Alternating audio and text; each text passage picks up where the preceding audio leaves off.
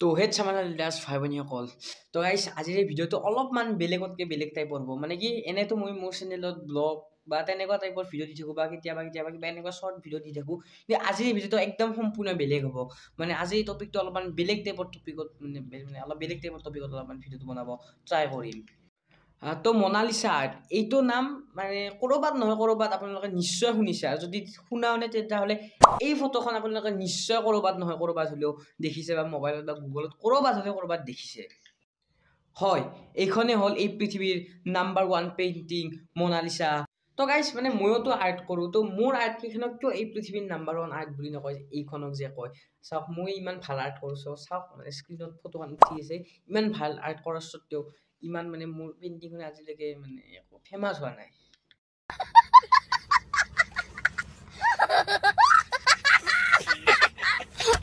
তো এইখন আৰ্টত কিয় এই পৃথিৱীৰ নাম্বাৰ 1 আৰ্ট বুলি কোৱা হয় এইখন আৰ্টতনো কি আছে মানে কিয় মানে এইখন আৰ্টকহে মানে এই পৃথিৱীৰ নাম্বাৰ 1 আৰ্ট বুলি কোৱা হয় তো এইটোৰ ওপৰত আজি অলপমান ডিছকাছ কৰিম আৰু এইখন আৰ্ট মানে আগতে ফেমাছে নাছিল হঠাৎ মানে ফেমাছ হ'ল মানে এতিয়া নহয় বহুত বছৰ আগতে হঠাৎ ফেমাছ হৈ গ'ল তো কেনেকৈ কি হ'ল গোটেইখিনি এইটো ভিডিঅ'ত আজি ডিছকাছ কৰিম তো বলক আজিৰ এই ভিডিঅ'টো অলপ লৈ চৈ নুফুৰাকৈ আৰম্ভ কৰোঁ তো গাইছ এইখন আৰ্টৰ কথা 1911 অৰ্থাৎ 1911 চনলৈকে কোনেও মানে ইমান ভালকৈ মানে জনাই নাছিল এতিয়া এইখন আৰ্ট 1911 চনৰ পৰা মানে ইমান কেনেকৈ ফেমাছ হ'ল ইমান মানুহে কেনেকৈ জানিলে সেইটো জানিবলৈ হ'লে আমি যাব লাগিব 21 আগষ্ট 1911 চনলৈকে তো গাইছ বহুত মানে ৰিচাৰ্চ কৰাৰ পিছত মানে গম পালোঁ যে 21 আগষ্ট 1911 চনটো আছিল 11 চনত মানে সোমবাৰ আছিল সিদিনা মানে অৰ্থাৎ মানডে আছিল মানে সেই বাৰটো আছিল সিদিনা সোমবাৰ আছিল আৰু সেইদিনাখনেই আছিল এটা বহুত ভয়ংকৰ দিন ঘটনাটো আছিল ফ্ৰেন্সৰ সেইদিনাখন ফ্ৰেন্সৰ ৰাজধানী অৰ্থাৎ ফ্ৰেন্সৰ কেপিটেল পেৰিছত এটা চুৰ হৈছিল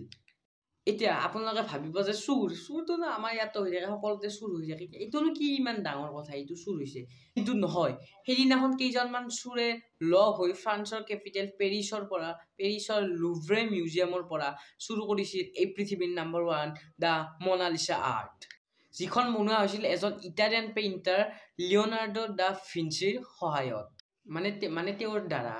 তো এখেতৰ বিষয়ে প্ৰায়ভাগ মানুহে জানে যিসকলে ধৰি লওক এনেকৈ পেইণ্টিঙৰ লগত জড়িত বা তেওঁলোকে বেছিভাগ জানে তথাপিও কৈ দিছোঁ এই লিঅ'নাৰ্ডো দা ভিঞ্চি আছিল এজন painter architect engineer scientist painter theorist আৰু বহুত কিবা কিবি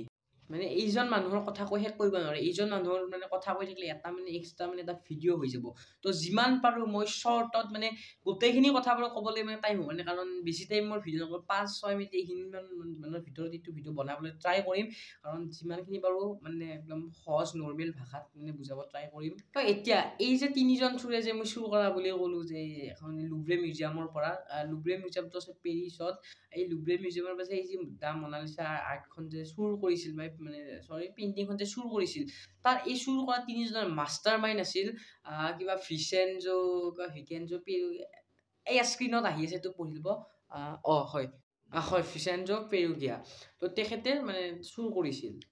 কিন্তু ৰ'ব ইয়াত এটা প্ৰশ্ন হয় এই যে আৰ্টখন চুৰ কৰিছে মইতো কৈছিলোঁ যে 1911 চনলৈকে এইখন আৰ্ট মানে ইমান ফেমাছ নাছিল তো সিহঁতে কিয় চুৰ কৰিছে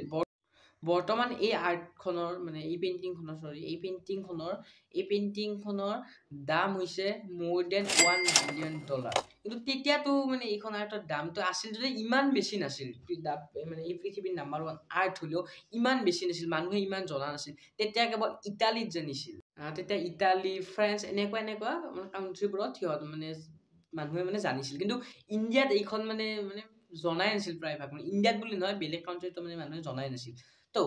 এতিয়া এইখন আৰ্ট সিহঁতে চুৰ কৰিছিল কিয় মানে সিহঁতৰ মাকচাদটো কি আছিল মানে কিয় চুৰ কৰিছিল তেতিয়াতো ইমানো পইচা নাপালেহেঁতেন এনেই আৰু লুভ্ৰে মিউজিয়ামত যাব মিউজিয়ামৰ ভিতৰত সোমাব এনেই চুৰ কৰিব নে কিবা আকৌ ৰিজন নোহোৱাকৈ তো এইটো জানিবলৈ হ'লে আমি যাব লাগিব আগলৈকে মানে একদম আগলৈকে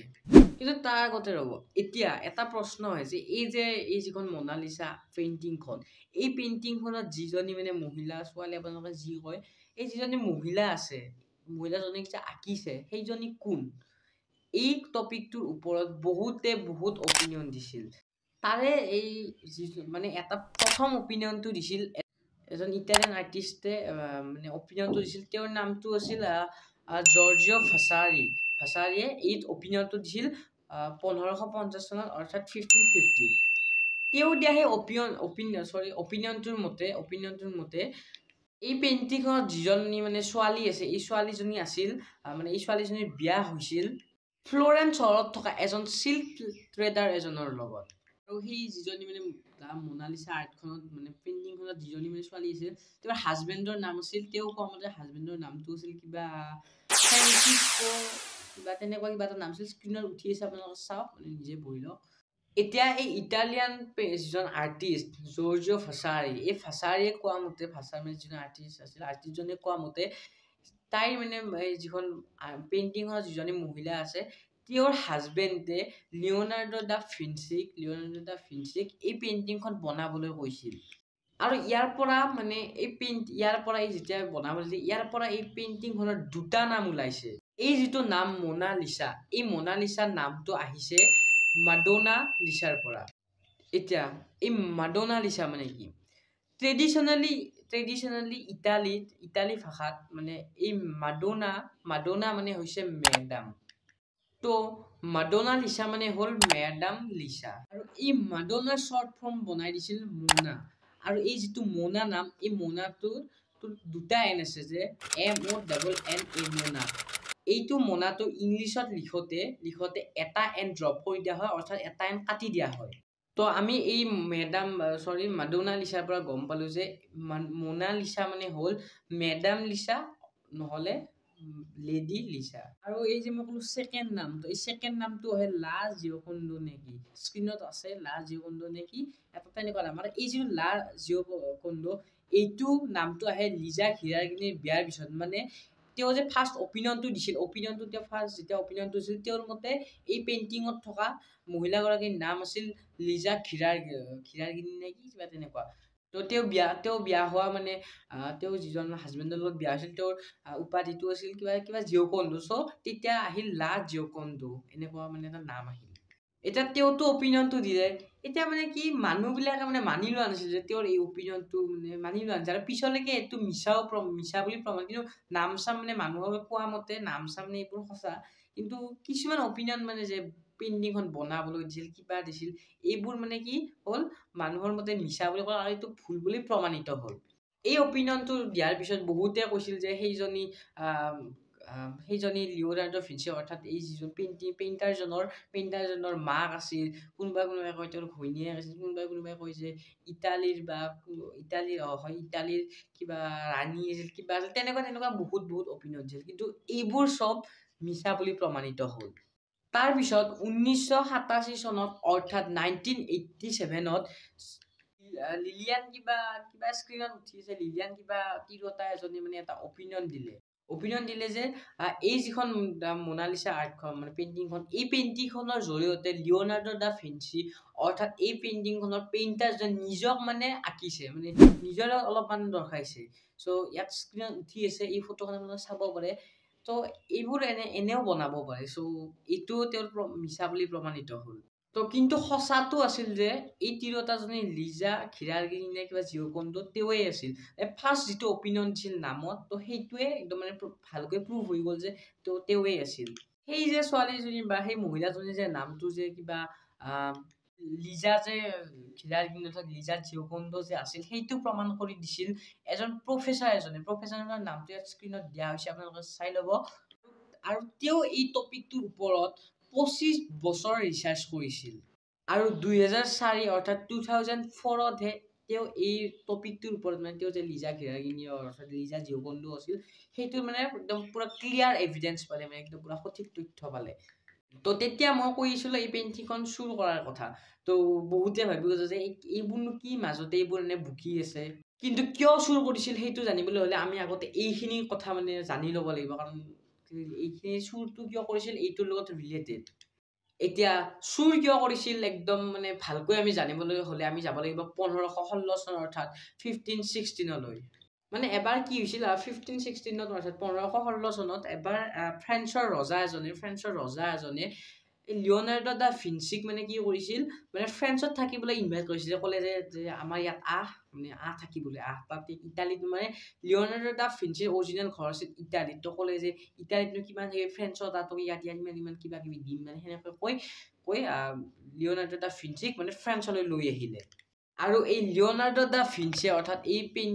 পেইণ্টিংখনৰ পেইণ্টাৰজনে কি কৰিলে যেতিয়া ইটালীৰ পৰা ফ্ৰান্সলৈ আহিলে তেতিয়া লগত সেই পেইণ্টিংখন যিখন পেইণ্টিং বনাই আছিল সেই পেইণ্টিংখন একেলগে লৈ আহিলে আৰু তাৰ পিছত 2 মে 1519 চনত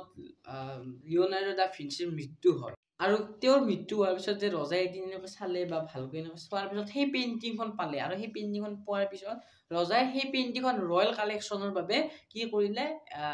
মিউজিয়ামত থৈ দিলে মানে মিউজিয়াম সিহঁতৰ এতিয়া মিউজিয়াম এটা আছিল মিউজিয়ামত থৈ দিলে আৰু এই যিজন মানে চুৰে যে দুজন যে বন্ধুৰ লগত লগ হৈ যে এই পেইণ্টিংখন চুৰ কৰিছিল তেওঁ আছিল এজন ইটালীৰ ভাল মানুহ তেওঁ কিবা গভৰ্ণমেণ্টৰ লগত তেওঁ ভালকৈ মানে চাকৰি কৰিছিল তাত মানে ইটালীত তেওঁৰ মতে এই পেইণ্টিংখন ফ্ৰান্সৰ তাত নহয় ইটালীৰ তাতহে থাকিব লাগিছিল মানে কি যিহেতু পেইণ্টিংখন মেইনলি ইটালীতে বনাইছিল পিছতে লিঅ'নাৰ্ডো দা ভিঞ্চিয়ে ফ্ৰান্সত গৈ থাকিবলৈ ল'লে তো সেইখন পেইণ্টিং ইটালীৰ তাত থাকিব লাগে সেইখন পেইণ্টিঙৰ বাবে